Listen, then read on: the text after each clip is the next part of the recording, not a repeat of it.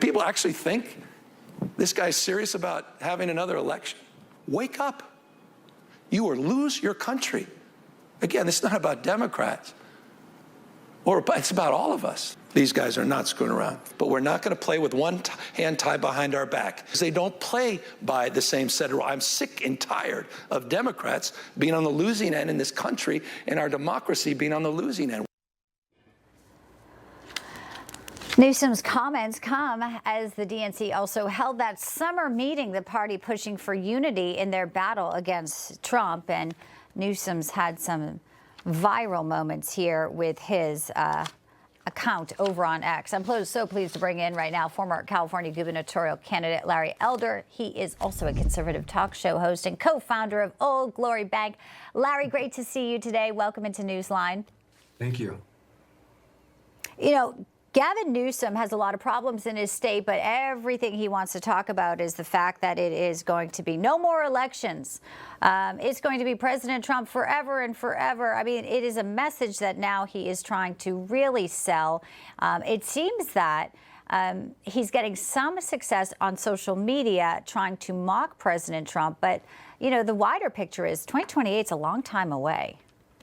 Well, Bianca, thank you for having me. But really, can you blame him? California has the highest unemployment rate in the country. We have the highest gas prices of all 50 states, including Hawaii. Our home prices are twice that of the national average. Over a period of 3 years, until recently, we've lost about 1 million people in California. So if I were Gavin Newsom, I'd change the subject too and talk about Donald Trump. And what gets me about people like Gavin Newsom, Tim Walz, and the whole cabal of left-wing people that attack Donald Trump, refer to him as a fascist and a Nazi, Bianca.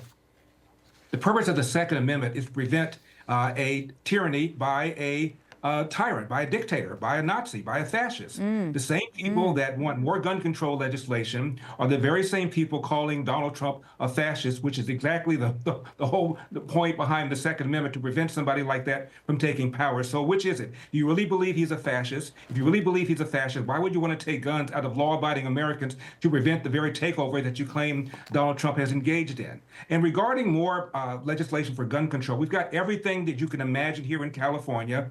What specific law would Gavin Newsom want to see passed in Minnesota that would have prevented this? They've got red flag laws so that if you are somebody who's mentally ill, a loved one can go to court and have firearms removed. Where was his mother? Where were his siblings? And by the way, notice you never hear one single word about a father. I haven't heard anything about a father. And finally, whenever I hear this talk about gun control legislation, never do you hear how often Americans use guns every single year to defend themselves.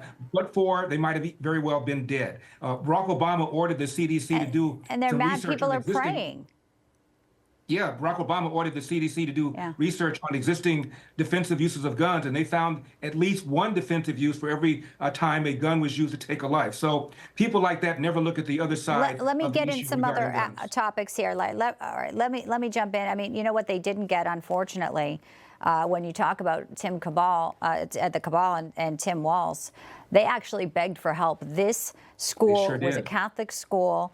2 years ago, they sent a letter to Governor Walz, and they said, it was April 2023. It was after the shooting at a Catholic school in Tennessee. And they said, school safety in non-public schools, we need this grant money. They said it was urgent. $50 million was there, never appropriated. So this school could have been more secure if Tim Walz has stepped in. But you know what he did yesterday? He stepped in front of the cameras because he wanted to get his moment. There's the letter right there. They were asking for assistance, and it never came, Larry. Yeah. How about hardening the target? How about making it more difficult for a bad guy like that to do what he did?